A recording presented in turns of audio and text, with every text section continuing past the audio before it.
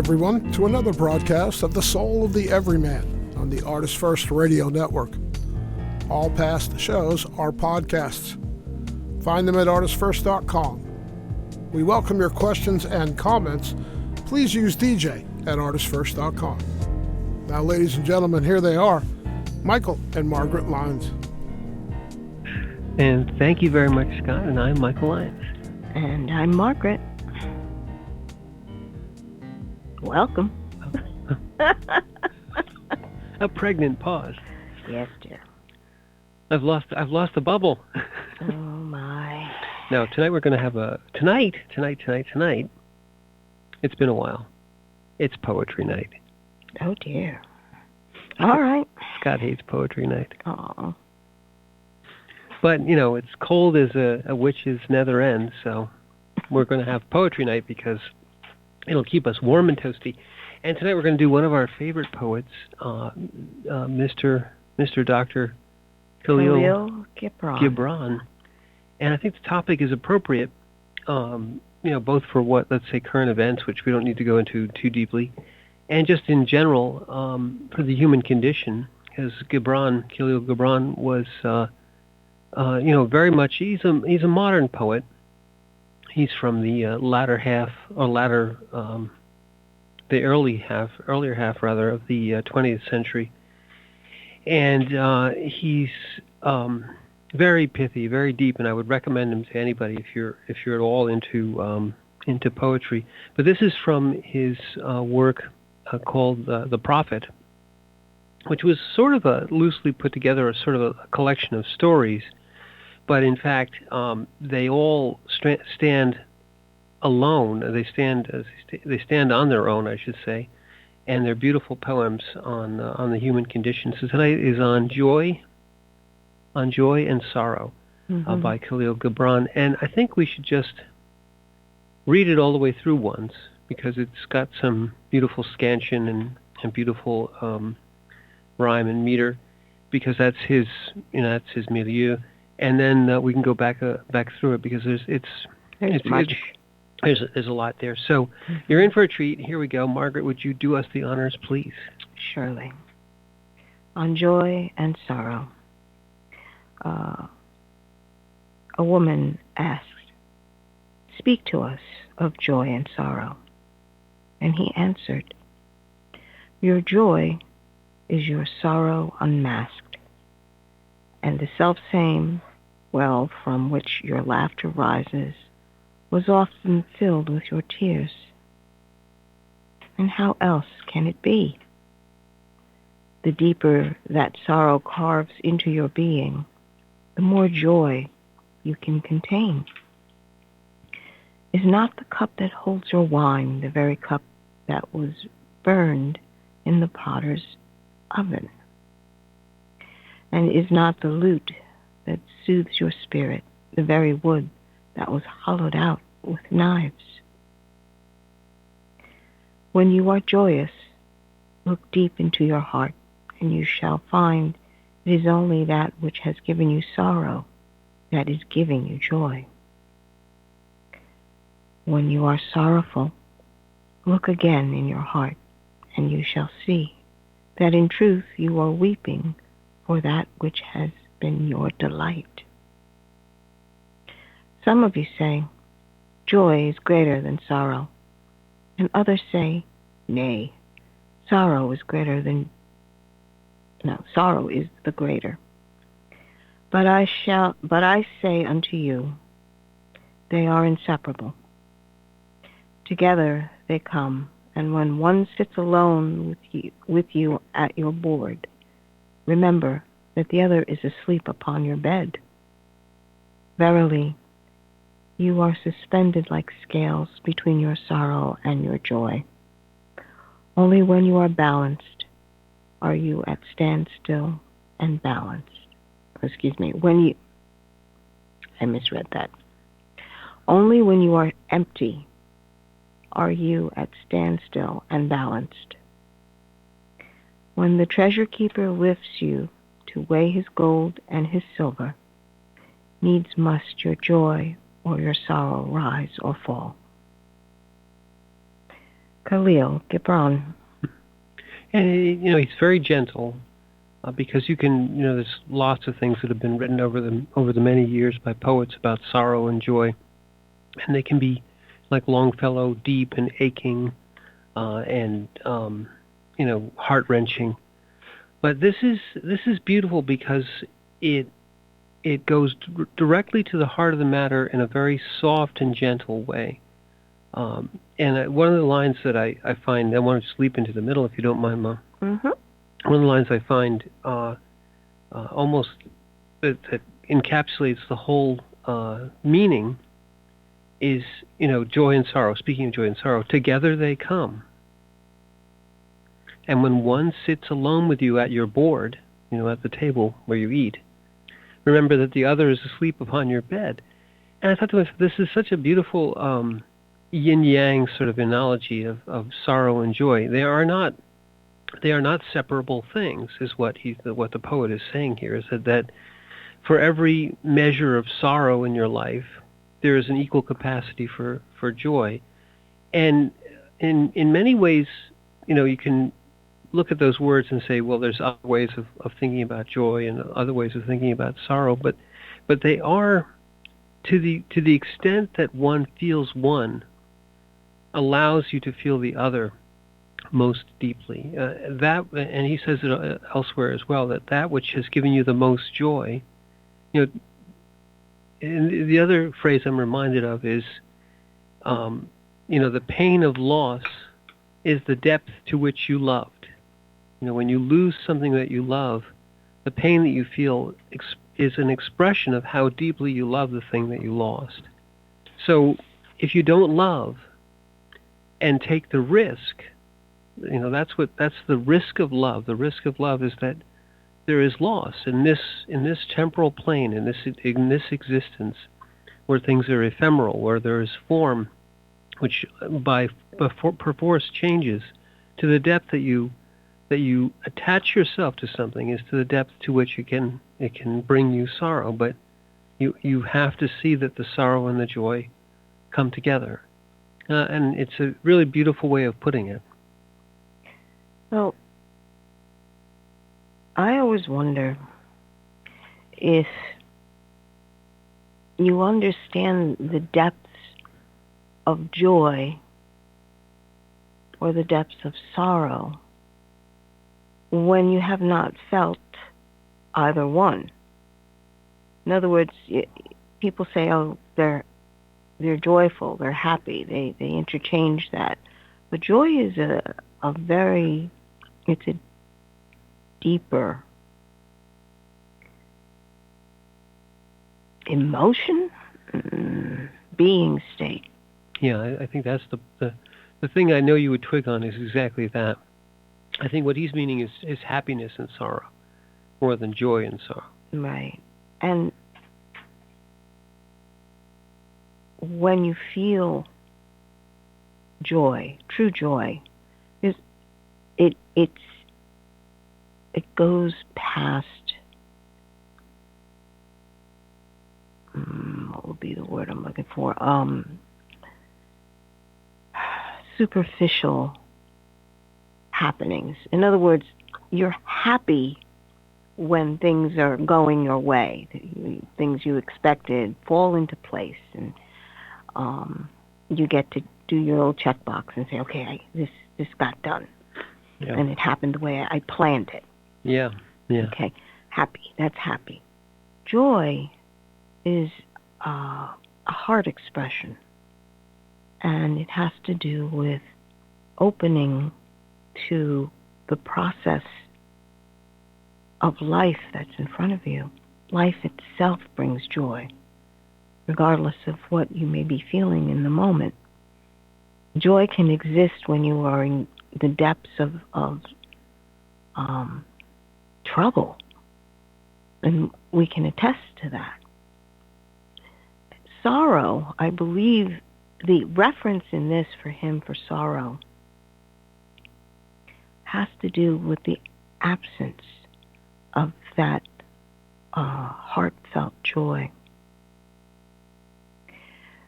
Because it is the background by which you feel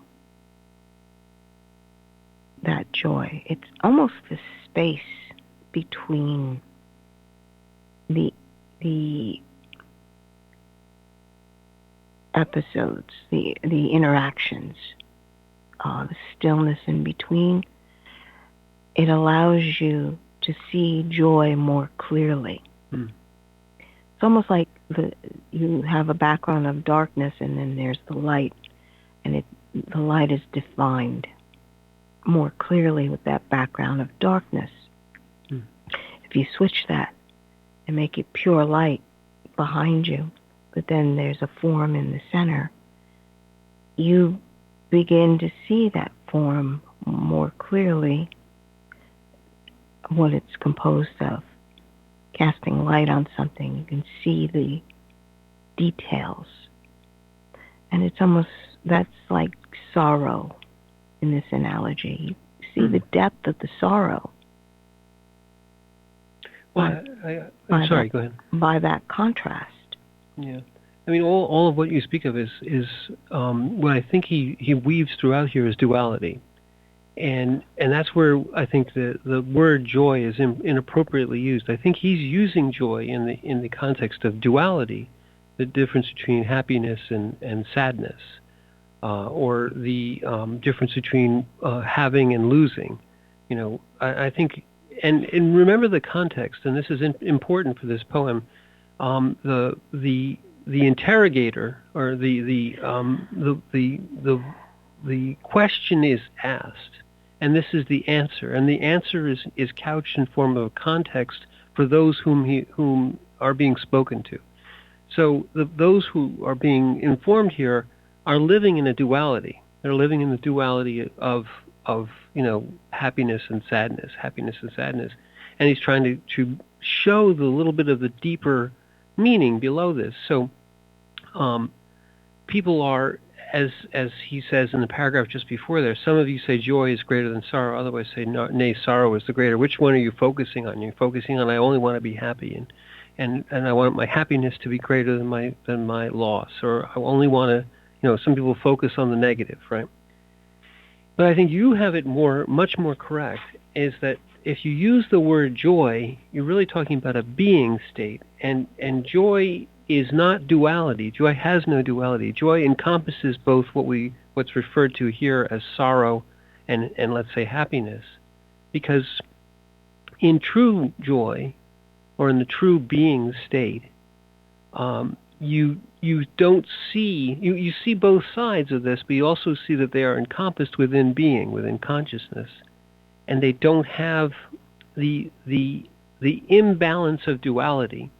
He even kind of speaks to it a little bit when he says, only when you are empty are you at standstill and balanced. So you see, he's trying to show them that this is like a seesaw. This is like scales moving up and down, your happiness and your joy, and they're carving pieces in and out of you like a yin-yang does.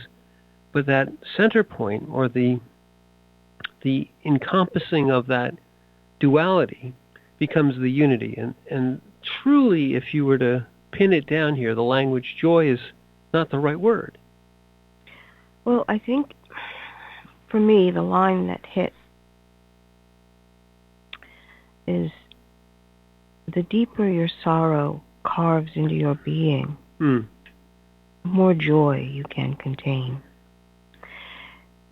What that speaks to me of is, the deeper the emptiness of your being, the more joy you begin to understand. Because being in this world, we understand what loss is. Small emptiness, you lost this, or lost a job, lost money, lost a friend, lost a spouse. And it doesn't necessarily mean they die. There's degrees of loss. You lost a relationship. But the deeper you go into it, in experiencing that emptiness, where once there was something living and breathing, and sorrow carves into your being, empties you out, empties your being state out. You realize that it can be filled with that state of joy, the state of life. You can be filled with life. Mm. But you didn't realize the boundaries of your own soul. It tests the boundaries of your soul at that point. Some people say, well, how big is your heart? Well, the question is, have you put your heart back together with permeable boundaries, with boundaries that can stretch? Because once your heart is truly broken and you've come back together, you realize that there is always going to be another situation that's going to stress your heart again. And if you've truly healed with the divine being that is, you realize it's only through that acknowledgement that you gain flexibility in your heart to expand when you are called to expand it. Mm. Well, and I think that's. I mean, there's so many things that are in there that are pertinent to bring out. Nietzsche, everything that doesn't destroy you makes you stronger.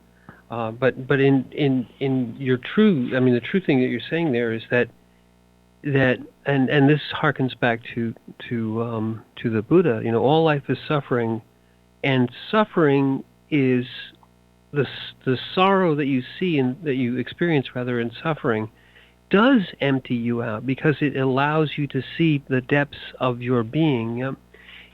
Happiness and this happiness sadness thing, this duality, is also a mask.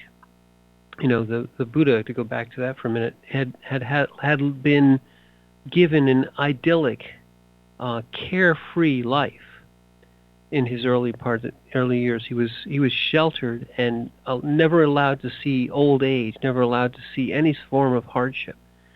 And then he journeys out of the bubble into the world and is shocked, and in many ways shocked out of not just his complacency, but out of his out of his current state of duality and into unity state, into a state of everything I was given, all the structures are now suddenly revealed as being false and as being meaningless, and that the true depths of the soul that he saw in the other and the connection to the other, and saying, that is me, that the other who is suffering is me.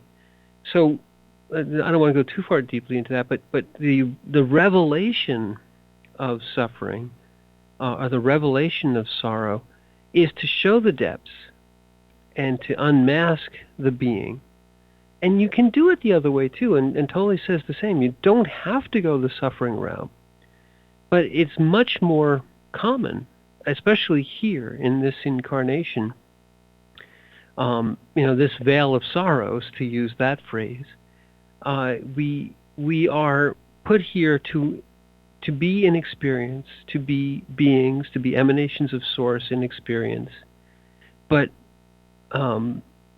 almost innocently, we're given this veil of innocence, especially as you can see in any child. The being is there, but the innocence is there too, and the re-revelation, the re-experiential, reacquainting oneself with these truths, these eternal truths of being and loss and fulfillment and the duality and then the unity, is important. We go through it again and again.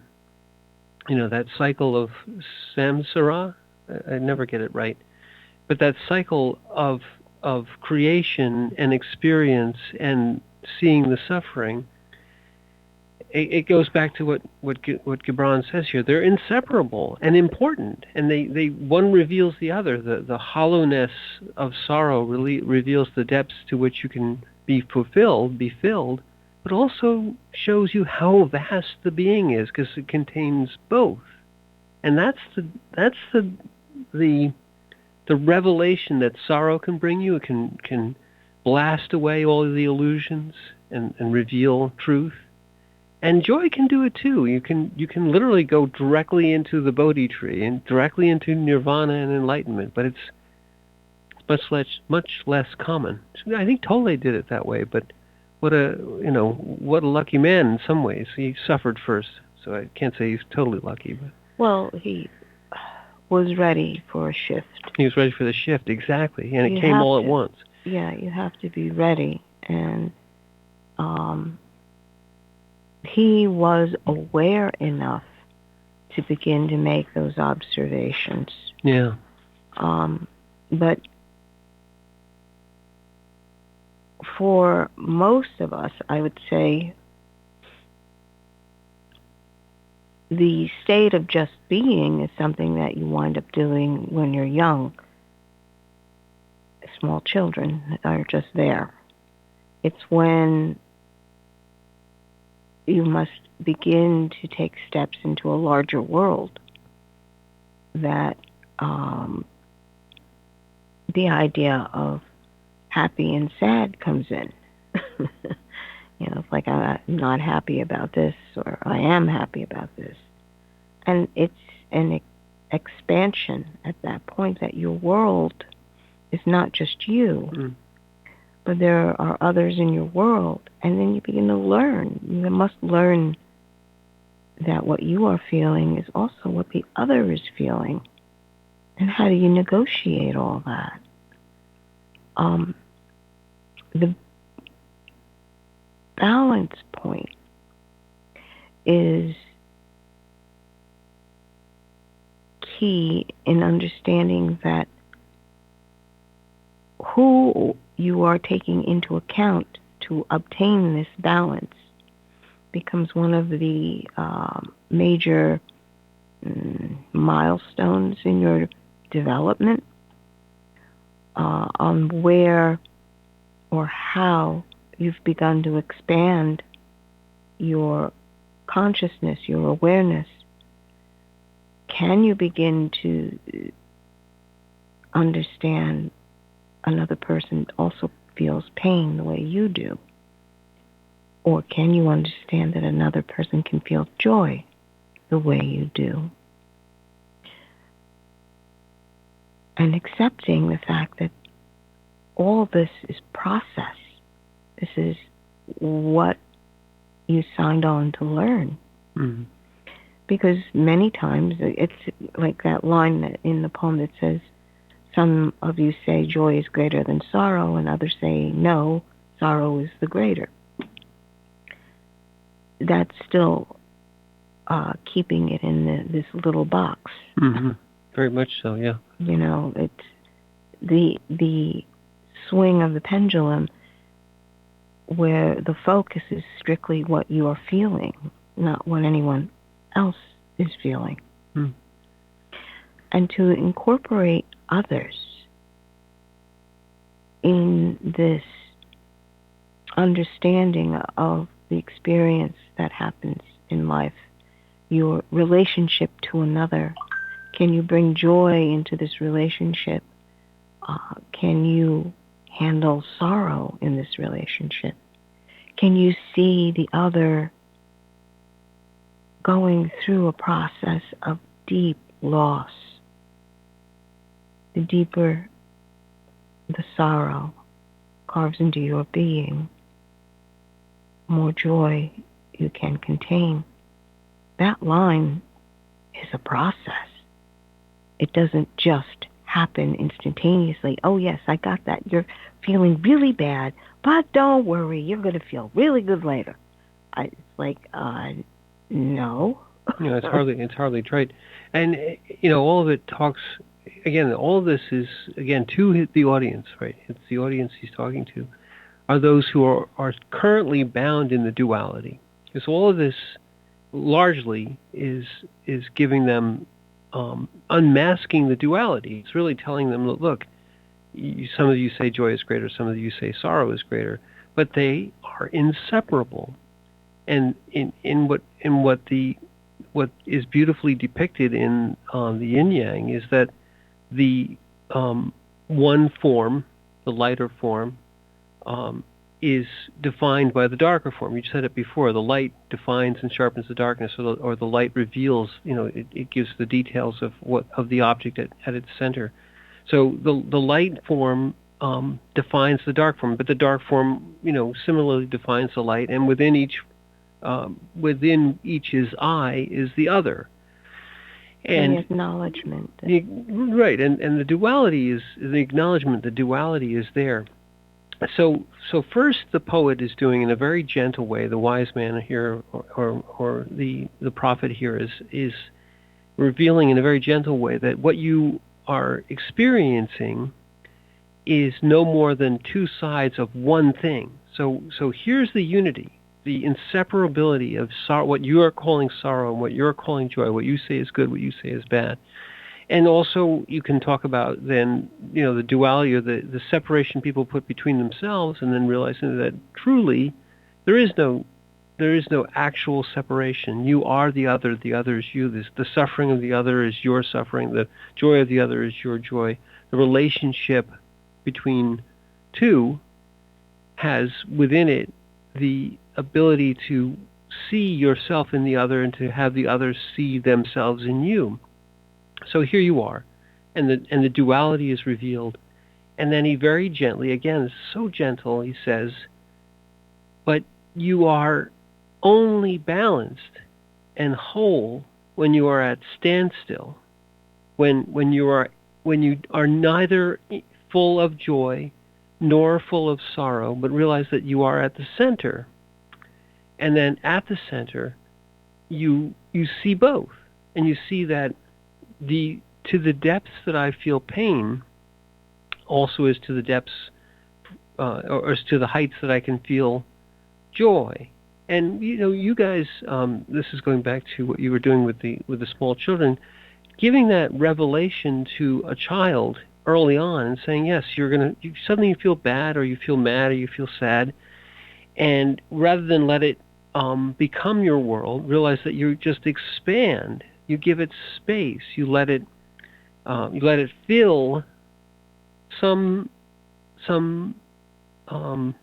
reservoir that you've kind of given to you. So yes, let all this emotion come up, whatever it might be, and then with it, realize that you encompass it, that you can see it, that you can understand that this is not you, but it is a process, which is what you were saying before, a process. And that it's only revealing and showing you how vast you are, and how, in some ways, how strong you are. Okay. And that strength and that development that's going on is important for a child, and it translates into experiential development of the incarnation, and then reflecting back into source and reflecting back into spirit, and giving experience and showing the path. It all builds upon itself. So this very gentle revelation of truth to those who are still kind of bound in the duality of the world, of the yes or no, the like or not like, the good or bad, and showing them, all that's true, but you are not the good, you are not the bad, you're not even the scales. You contain it all.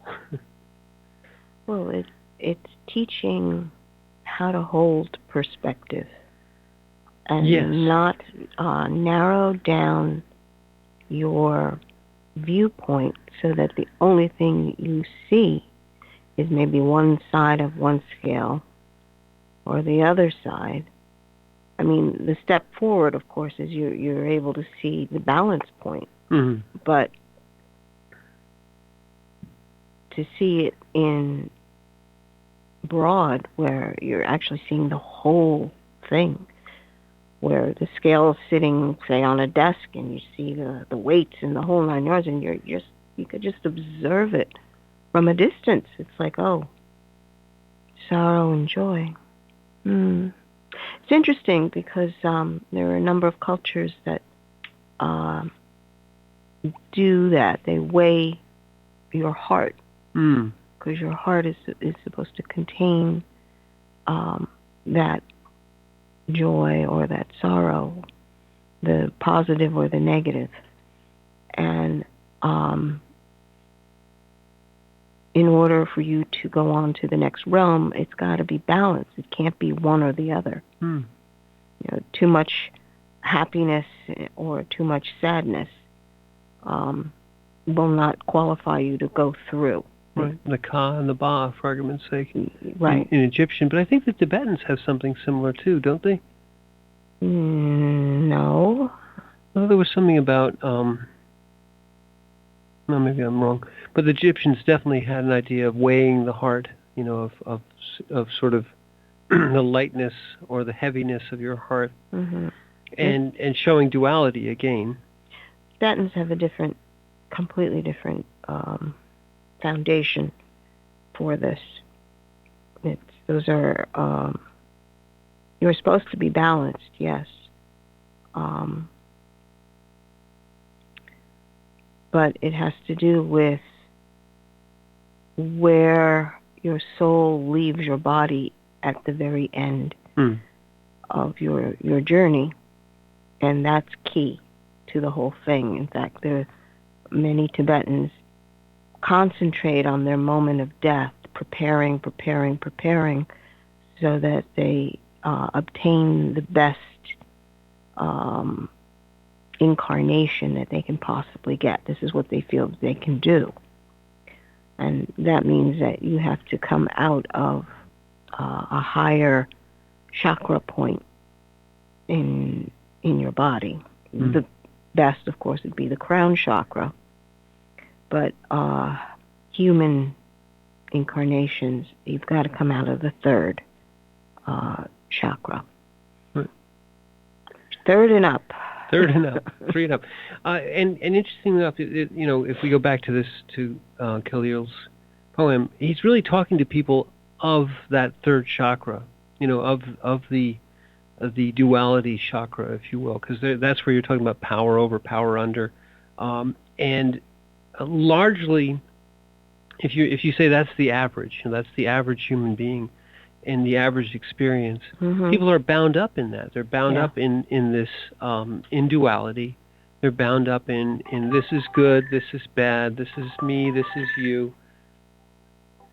And the whole thing is sort of a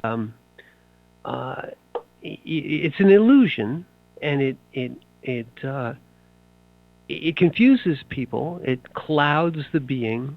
You know, Tolle would talk about the pain body. He would talk about the the inability for the consciousness to be seen clearly because it's so bound up in I like this, or judgment, or I don't like this, or this is this one's fault. You know, ego is another way of putting it. And so what he's talking about here a little bit, again, without, very different path, but coming to something very similar, is sort of the trammeling of the consciousness in ego. This idea that, again, this joy is greater than sorrow is a very much an ego statement, or sorrow is greater than joy. I think it's the negative, the evil ones, the evilness, or being powerful and in control and telling people what to do and making sure that you're always in charge is the right way to go. No, the other way is, well, no, I want to be free and joyful and happy all the time and reject all negativity, which sounds great, but it also doesn't work. And the whole idea is that because they are truly inseparable, then you say, well, if they're inseparable, then they're one thing. There are two things. Yes, it's incorrect to identify them, to try and separate them, to try to make that you, as you said before earlier, that if you just have light, then you don't know what darkness is, and you don't know what light is either. And then once you see that the darkness and the light are inseparable, then you say, well, what contains the darkness and the light? Well, that's something completely. It's not neither darkness nor light. What is it? And that's the beginning of wisdom. That question. Well, what is it? What contains my ego and my emotions and my being and my body and my soul? What perceives it all? What contains the universe that is all around me? And it kind of pushes you outward and pushes you outward. So this is in that way, a beautiful, gentle kind of revelation of, yes, verily, you are suspended like scales between your sorrow and your joy. Here you are, going on the seesaw, back and forth, back and forth. But it's only when you are empty, which sounds bad, right? It sounds like, oh, empty, I want to be empty. Yes, the ego doesn't want to be empty because it loves to hold on to the things. The things are what the ego loves. The good, the bad, the me, the you, the you're bad and I'm good kind of stuff. And when you're empty, you don't have any of that. But you see more truly. You see that there's the scales, and there's somebody over there that's weighing them, and there's the judger, and there's the good, and there's the bad, and well, how can I see all these things? I must be bigger than that. Well, it's interesting because I think it has a lot to do with the words that are being used. Only when you are empty are you at standstill and balanced. What he's basically saying is you're not engaged in an emotion. When you are engaged in an emotion or engaged in a thought, you are not balanced or still. You are engaged. You are working on something. I have something I want to throw at you here. An emotion is a motion. You're not it's still. It's a flow. Yeah. It's a flow. You are experiencing a flow. Yes. Emotions are energy flow, and it has a certain frequency, I guess you can call it. Mm-hmm. And we all know that it's a low frequency flow, you're feeling depressed. It's a high frequency flow, you're feeling happy. So not to be engaged in any of the flow, but just to be and observe, to be still and balanced. It's not the same empty as loss. Right. Okay, loss literally means that a part of your being is being carved out of your heart. Right. And that is what sorrow does. So it's a refinement of the use of the words, and it's poetry as well. So you can begin to project into or see intimations of phrases and what they indicate. But that stillness is a maturity in the acknowledgement of who you actually are. And without that stillness, which basically means that you can reflect upon your being. So to go back to it a little bit, what you were talking about is presence. Presence is that standstill, that stillness, that externalness, and the whole idea that your ability to reflect, your ability, this is going back to Zen or to Buddhism, I guess. The idea of stilling yourself, of coming to center, of not in meditation in general. Right, meditative practice where you see thoughts and emotions on that that wonderful analogy of the table or the surface, and then this marble rolling across it. And it's a lovely device to kind of put yourself in that mode where you're saying, well, there's a thought, there's an emotion, and you treat it like just a particle or a marble. It's just rolling across. It's within your consciousness. So your consciousness, the vast plane that is you, has these things. These things, these components, which are still of you, but just components of emotion, of energy, of thoughts, and they rise up somewhat spontaneously. A thought will just sort of occur. An ego bubble will pop up and say, "Oh, you ought to be paying that bill," and it just rolls along. And if you don't grasp it, that they talk about, putting your hands on the marble, picking it up, playing with it, throwing it around, engaging.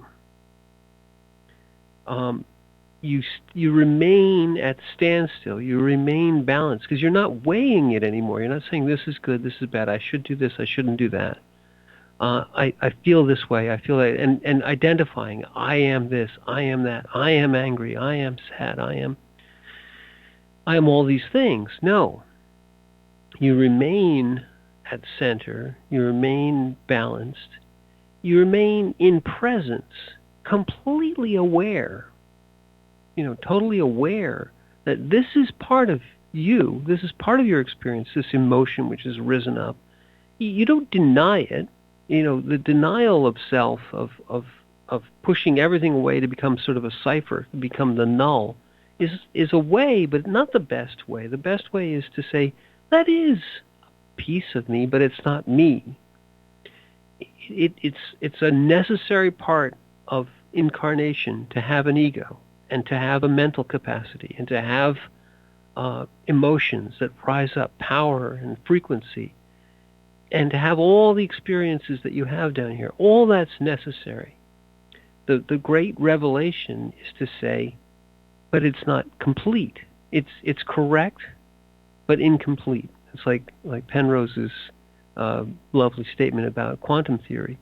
The theory is correct, but incomplete, because it comes to paradoxes. Well, that's quantum theory.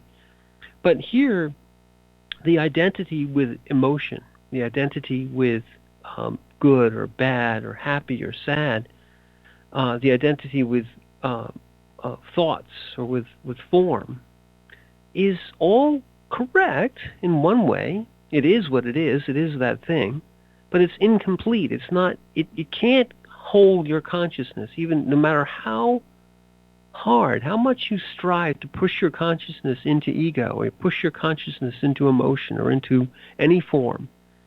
It doesn't fit. and to the extent that you fool yourself that it is fitting, you fragment it and you give power to it, and you can be beset by these things that you have created, so much so that they appear to have control, but they never actually do, because they exist within your consciousness and in no other place. And therefore they are completely and wholly dependent upon that which is your presence, your unique presence.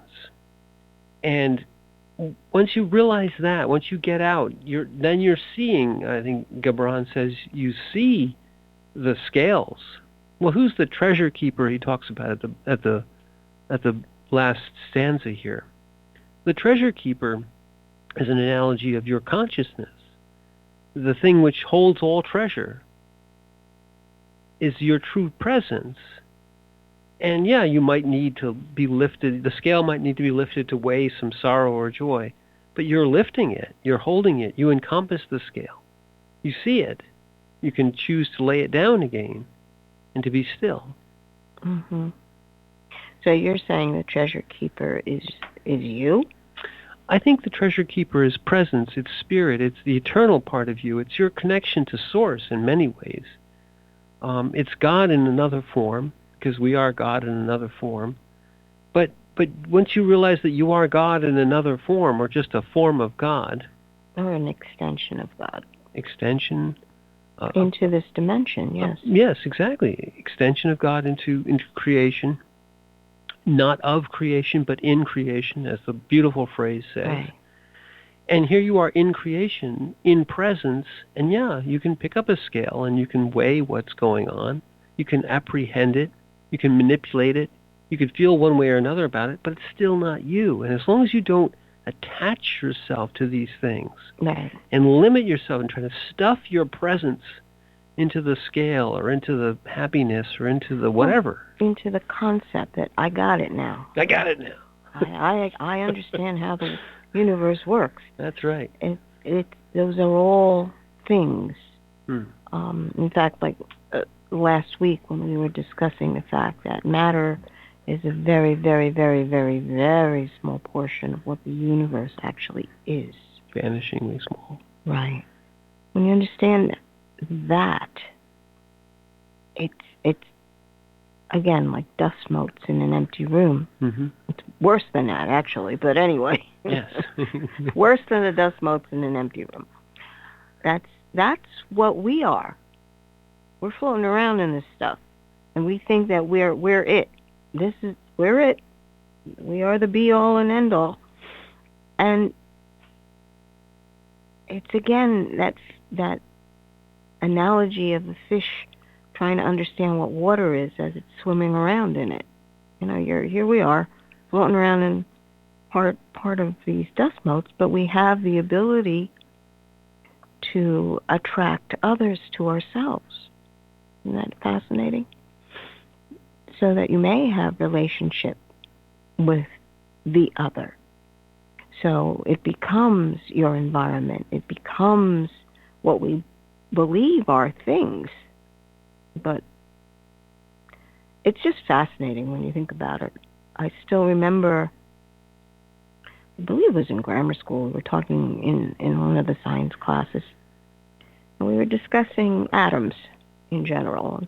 The basic atom where you had your nucleus and the electrons spinning around it. When we started that discussion of how big the distance is between the nucleus and the electron, and if you did a model, you're like, wait a minute.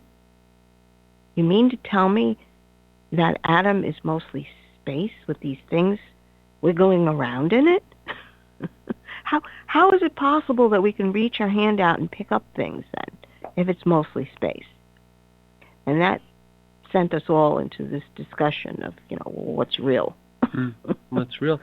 And I think though that when you said earlier that we are the dust, the incarnation is the dust motes, but the consciousness sees all of it. The consciousness is the space between. It's the space between. That's why the meditation of becoming aware of the silence between the words is so important, or the background to things. That's truly the stillness. And in that stillness, that's when you find that divine voice speaking to you. And it usually speaks of love, your connection to everything. It's vast. The vastness is mind-boggling. Yeah, and as you mentioned last week, we were talking about whether matter matters. Yeah, it does matter. And in one way it does, of course. In just the same way that in Gibran's poem, the scales are there, the dust motes exist, the universe is what it is, but to apprehend it, to be conscious of it, means to encompass it, all of it. It all, again, this thing that we kind of take for granted as beings, is that we are beings, and can each one of us holding within ourselves, within our consciousness, the awareness of all the universe around us. To do that, you have the perfect analogy of the consciousness encompassing the universe of perception, the universe of all things that are around you, exists within your consciousness, not in spite of your consciousness. And that the universe itself, we talked about this last week just briefly, doesn't care. Matter doesn't have a preference. Matter doesn't have a perception of itself. But to perceive is important, because if you don't look at the universe as an observer, and we know this from the best quantum theory we have right now, is that the existence of the next moment of now needs to be perceived in order to occur. Right. And in order to collapse the function. And in that is this beautiful, huge, monstrous clue that the universe doesn't have its own independent existence of consciousness. That consciousness is required for the universe to progress, for it to go from one moment of now to the next. Well, if you realize that you are the perception, and that's mind-blowing for most, just this concept that you are the perception. And realize that consciousness is conscious of being conscious. And right. It sounds like some sort of a tautology or a conundrum, or a koan, for that matter. But to be aware that you are aware is infinitely more complicated than just, you can say, well, this thing's aware. Well, how do you know? Well, I'm aware that I'm aware. Well, that's infinitely regressible, and shows it shows the diaphanous nature, the true subtlety of consciousness, is that consciousness is aware of its own conscious being and its own presence. And once you start to say that, you say, well, all the universe, all perception, every other thing within it doesn't have that awareness of itself. It doesn't have a presence that it is aware, or that it has consciousness, and nor is it aware that it is aware. and when you say that here is one spark of the divine, one emanation of source, which is placed into creation, into incarnation, with the ability to be aware, and to be aware that it is aware, you start to feel the vastness. You start to say, wow, this really is something unique and special and beyond all just mere matter. And yes, now we say, well, matter is an afterthought in the universe, almost a rounding error. Could be ignored. If you're looking at the whole universe as a whole, you'd say, well, this dust in the corners, we don't even care about that. That doesn't have any significance to the experiment. The universe itself is what it is, but this, whatever this stuff is over here, we can just ignore it. It's too small. Yeah. Well, that's what we call existence. Well, that's who we are. that's the portion, and we are far. This is what we've decided to participate in. But the true nature of consciousness, the awareness of being aware, supersedes all of that. Not only just that portion of the universe, which is this slightly trivial matter expression, but all the other pieces of the universe, which are even vaster, still occur within consciousness. What I had always said to when we were doing the meditation groups, because I would get questions and people would ask me, well, what is this place? What do you mean by dimensions? And the analogy that would always inevitably come up, and this is inspiration that came through. Let's pretend that, see this shelf? It's made of glass, because we had display cases everywhere. And you have the display top. It's all glass. See through it. And you decide to put your hand on top. When you pull your hand away, you've left your fingerprints right on there. If you think of yourself as this vast being, and you've decided, I want to participate on this particular piece of glass. I want to make my mark on it. And you put your hand down and leave the residue of your hand on that plane. That's what we do. We decide we're going to participate right here on this flat plane of 2 dimensions. And there I am, my fingerprint. It's as unique as I am, and it's made up of minute little particles. So minor dust specks, just kind of organized in the ridges that happen to be on my fingertips. And I wanted to do that. I wanted to leave my handprint here.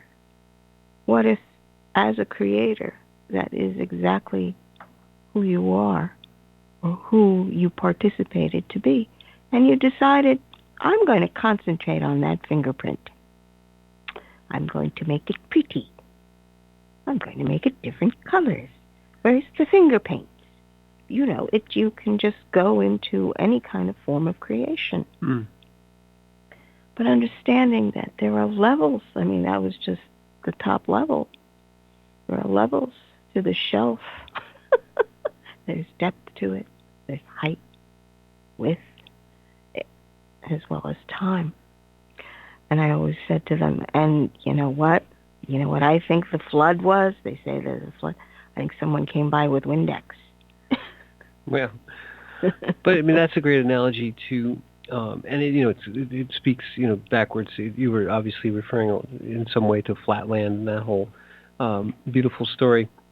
Well, they had never read. They'd never heard of it, right? Exactly. I mean, you're referring to it and giving them a different and I was similar analogy. Trying to give them a concrete something to think about. And it's in much the same way that Gibran is trying to couch these things in the terms his audience could relate to. Right. Exactly. But in truth, the revelation of the fact that you are balanced when you are empty, when you're at standstill, when you can perceive that you are neither the joy, in his words, or the sorrow, you're not the scales, you're not even the treasure keeper in one way, you're all of it, and you encompass all of it. And once you get to that point, and you may get there through sorrow, you may get there through joy, you may get there through other experiences, you're on the path. Well, it's a step into a wider perception of who you actually are and how you participate with everything. Yeah. And on that note, we have reached the end of our hour. I'm sorrowful. I'm joyful. I'm joyful. I'm Michael Lyons. And I'm Margaret. Thank you for listening.